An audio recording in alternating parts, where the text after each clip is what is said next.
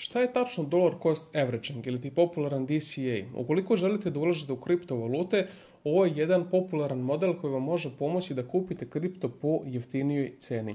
Radi se o tome da u određenom vremenskom roku kupujete kriptovalute bez obzira, možemo reći, na cenu. Nalazimo se na Binance Academy gdje ćemo sa vama proći, možemo reći, ovaj artikal i objasniti kako tačno DCA funkcioniše. Oni su ovdje uzeli Boba, dakle Bob želi da svake nedelje kupi $500 u samom Bitcoinu dok ne dođe do jednog Bitcoina. Te stoga imamo da je Bob kupovao 1. januara, znači $500, 8. januara također 500, 15. januara, dakle 500, vidimo da je ukupno ovdje došlo do 1.500 i do 0.1 Bitcoina. Do 7. maja 2018. godine, dakle posle nekih, možemo reći, 5 mjeseci, Bob je došao do ukupno jednog Bitcoina koji ga je ukupno koštao $9.500. Sa druge strane imamo Alice. Alice je željela da kupi isto jedan Bitcoin, međutim odjednom, a ne da ulaže malo po malo. Te stoga možemo reći da je Alice isto 1. januara 2018. kupila jedan Bitcoin po ceni od $13.400. Dakle, Alice je platila dosta više jedan Bitcoin.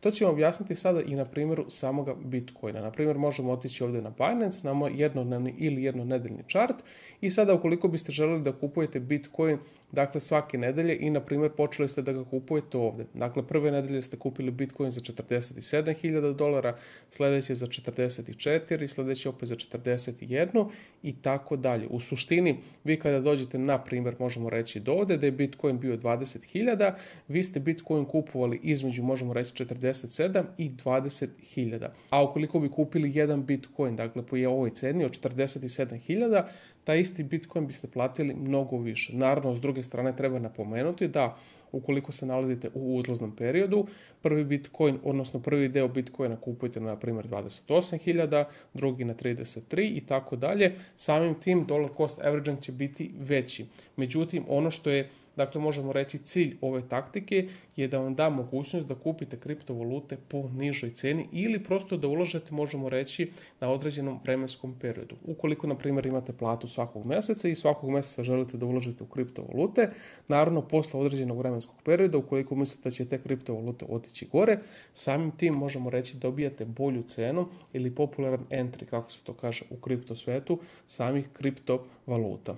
Ono što još treba napomenuti je da ako kupujete, možemo reći, Bitcoin u toj nekoj uzlaznoj ceni, da tako kažemo, samim tim opet možete profitirati. Dakle, ako ste kupili prvi deo Bitcoina na 28.000, međutim cena ide gore, svakako da biste vi profitirali ako ste uzeli sve, možemo reći, na nekih 28.000, ali svakako da niste mogli znati da će to, možemo reći, biti najdonja cena samoga Bitcoina. Međutim, ako ste uzimali na 28.000, pa na 35, pa na 40, samim tim vi ste dobili na tih 40.000 više novca. Jer da ste kupili na 40.000, možemo reći sav Bitcoin, ne biste dobili profit jer vaš prvi ulazak je bio na nekih 28. Tako da ova taktika zaista radi i ova taktika je, možemo reći, jedna od najpopularnijih taktika svih ljudi koji žele da investiraju u kriptovalute, a koji žele da investiraju u nekom određenom vremenskom roku. Da li žele da odvoje od plate ili žele da kupuju nedeljno i tako dalje. Na Binance također imate mogućnost auto investiranja, dakle ukoliko ste trader,